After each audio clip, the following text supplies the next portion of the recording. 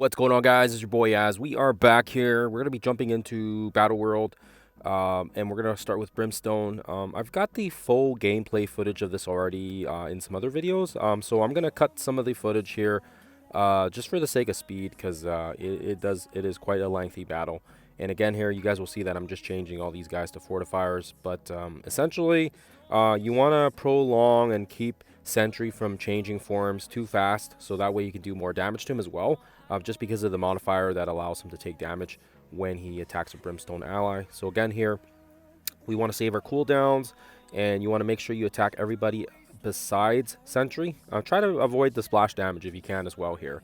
And again, if you can keep trying it and get better damage on him as well here. But we've already maxed our Sentry out for our alliance, so you'll see here that I won't really try too many attempts here. We're just gonna basically go in and we've already maxed our Sentry out. So if you guys want more damage on him, it definitely helps. When you do take out everybody, try to use Living Mummy Special, so that way when the next wave drops, when he changes form into Void, you're going to be able to bomb the next wave, and by killing off enemies, you're going to fill Daemon's speed bar, and of course as well get him some energy back as well in the interim. So it's good to kind of get Living Mummy's specials and ults off when you can. I have Elsa beside him just because I don't mind if she dies. I feel like Hellcat and the other guys have more AoE, so that's why I kind of leave Elsa beside him. But you can definitely do any lineup here.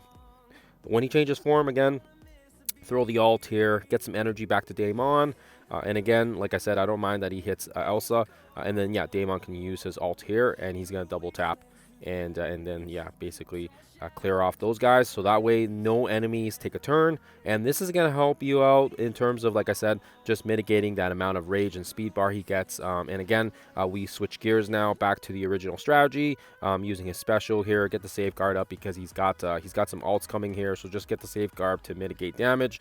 And of course as well, if you can, like I said, try to avoid any splash damage on Daemon if you can. If you can't, and he's like right beside your, like right there, in that case, it just happens. You're gonna have to just take it, but it's not perfect. And of course as well, I like Hulk because he does he's a little bit bulkier, so he'll keep Sentry on the board a little longer thanks to his taunt. And unfortunately here there is the stealth here, that kind of sucks, but it is kind of what it is. So we have to do the splash damage there, and again, a couple more hits until he changes form. And again, we're just going to throw the ult here. This doesn't just give us heals, it also gives the speed up to Daemon and the other allies as well. And again, he's going to do his thing. He's going to strip our positives, which is unfortunate, but that's okay. And again, Elsa, I wish she had her ult up, but it's kind of the way it goes sometimes. These guys took a turn. This is what you don't want. You do not want them taking a turn here, because when they take a turn, I believe it fills a speed bar or something. I forget the exact mechanics of it. But you do not want them taking any turns. See, and then he gets a faster turn to go. So that's not what we want here. that's the opposite of what we want. So throw the ult here. This is gonna give some heals back and kill off some of the stragglers. And then Hellcat's gonna do her thing here and chain off. And this is why I like her ult. And and then the rest is history. And once we get to back to Living Mummy's turn, we'll be able to basically heal ourselves off here. And just keep, like I said, keep track of when you start your damage. Of course, when we started attacking Sentry, we had maxed health, so it kind of works out. That is easy for us to track, right? But if your health is starting somewhere else, kind of write it down somewhere before you start the battle, and then you kind of know how much damage you're doing. And should you not do enough damage and you want to do some more, maybe exit out and see if you can do better. There's always trial runs and errors here, and you can kind of see which works, what doesn't work. But yes, again, I'm currently doing this during my lunch hour, so of course as well, I don't have as much time to kind of reset this, but we don't really care about the Sentry shards anymore because we maxed them out, and our alliance pretty much has all the shards, so we don't really care anymore. We're just doing this more for the funsy part. Again, even though we have the ult and the special, we're avoiding using it because we want to save it for when he switches his form to Void. So again, this is the same strategy. And hopefully that makes sense. If you guys, like I said, if you guys want to watch the entire gameplay of everything, start to finish, I do have some other gameplay videos that do the exact same thing. So I don't want to make the same video over and over. because it's kind of regurgitated a bit here. But as you guys can kind of see, like I said, just save all the cooldowns. When he switches over again here, void form, yeah, get to the ult. Doctor Strange has his ult ready to go. He's going to throw this on, kill off some people. He's going to fill this turn bar for Daemon. Daemon's going to do the finish, and that's it. That's pretty much a strategy here. Attack him again until he switches over to Sentry, and rinse and repeat. So I'm going to cut the footage here, and then I'm going to go right to the damage so you guys can see how much damage I did.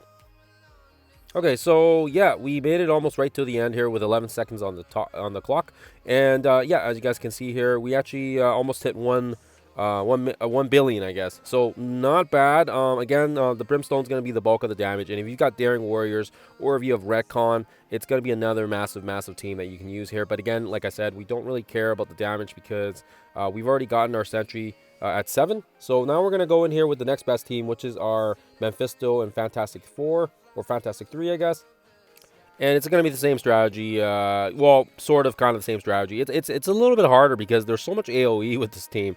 Franklin splashes, Sue splashes. So with this one, yeah, there's not really too much you can do. I mean, you can keep Sentry on the board for as long as you can try, but it's really hard. When you've got all the splash damage with like Franklin, you have to kind of just, you know, decide, hey, do I go for Sentry first or do I go for the other guys? And again, you do not want to. You don't want them to take a turn either. So yeah, it's really hard. It's really hard with this team because they're so good. And of course as well, when Odin does his basic, he basically just hits everybody. And I did something different here. I put healers on Sue and Franklin to see if we could last the entire round, just because I wanted to try something different. Last time I had them on Raiders and Strikers. But yeah, you guys will see here, it's pretty much the same strategy as what we were doing with the Brimstone team. And again, just save your cooldowns, save the ults, so when the next wave drops, just blow everything up when he drops into Void form. So again, Void changes into his form, and then we got Mephisto's big ult here, and that just destroys everybody up. So again, I'm not gonna do the entire footage because, like I said, I've done this team already on another video, and I've got the full gameplay of it if you guys want to go look at it. But yeah, we're just gonna jump to the damage so you guys can kind of see where the damage lies.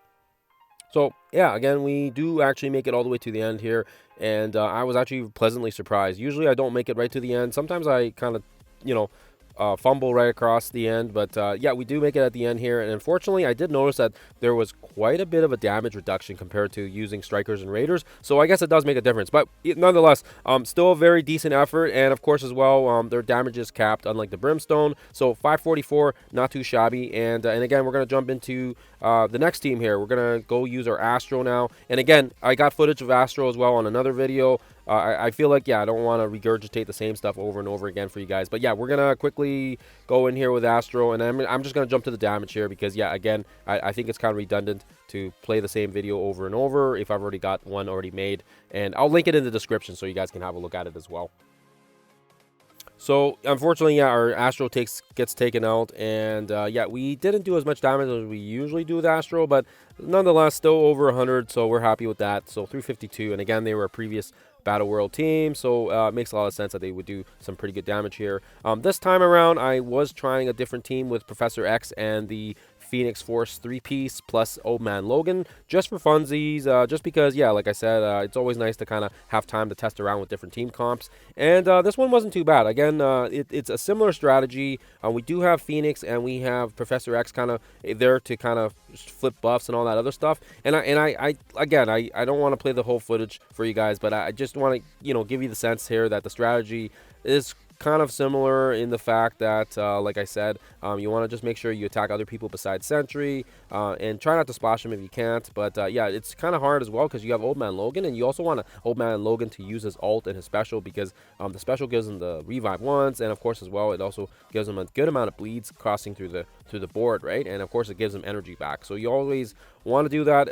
But yeah, it's hard because, yeah, Phoenix Force also has, just like Fantastic Four, they've got a lot of splashers, and of course Professor X is key here because of the fact that he has that special and that crazy ult, which is really nice. But as you guys see here, same strategy. When the Void changes form, we don't mess around. We throw the ult right here. Professor X does his thing here to wipe the board off, and then we don't have to worry about any enemies taking turns, and rinse and repeat. We're going to jump to the damage here so you guys can see how much I did.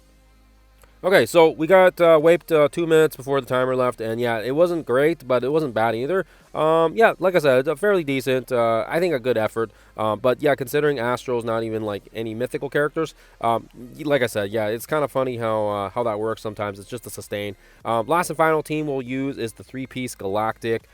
This was one I used last time as well, and I was kind of messing around with some of it, but yeah, it did not go that great, so unfortunately it's kind of the way it goes sometimes. But yeah, what we're going to do here is we're going to go in here, I'm sorry, with Blue Marvel. And I just want to, yeah, try him out here because, yeah, he's like our shiny new toy that we've unlocked recently. And I just thought maybe he would be a nice little matchup here. But yeah, again, I don't even really know if, you know, if there's a proper way to use his abilities here. But yeah, he is just, you know, he's supposedly decent, I guess, in terms of damage, right? His stats aren't bad. So again, yeah, I thought maybe a good little combo here with Null as well, because Null does the flip on the negatives. And again, nothing too crazy, just the same strategy again here. We want to prolong Sentry for as long as possible before he switches to Void form. And of course as well, it's nice that people do have access now to Thunderstrike and to Blastar and Quasar. So hopefully those are going to be team comps that you guys can take advantage of. I don't know if, like I said, I don't know if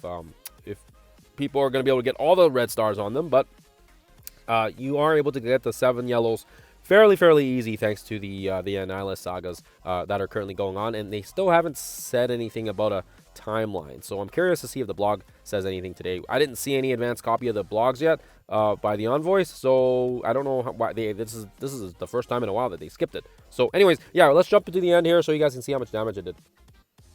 So yeah, it wasn't bad, but yeah, just kind of around our average, which is fine. Like I said, we're not gunning for we don't really care about the shards anymore for Sentry, but yeah, I was doing it more for fun's sake. And again, I feel like for the most part, yeah, 2.4-ish. Yeah, that's kind of where we're usually set around, even from previous Blue Marvel, or not Blue Marvel, but previous Sentry boss fights as well here. But anyways, hopefully the footage helps you guys out. Like I said, I'll attach the other gameplay videos that I've used in the past here into the playlist on the description, so you guys can have a look at it if you wish. Other than that, guys, do let me know in the comments below what teams worked for you, what teams didn't work, if your Daring Warriors or Retcon were just as good as the Brimstone. Other than that, guys, I hope you guys have a lovely rest of your Friday, and hope you guys have a lovely weekend as well. And I'll see you guys in the next one.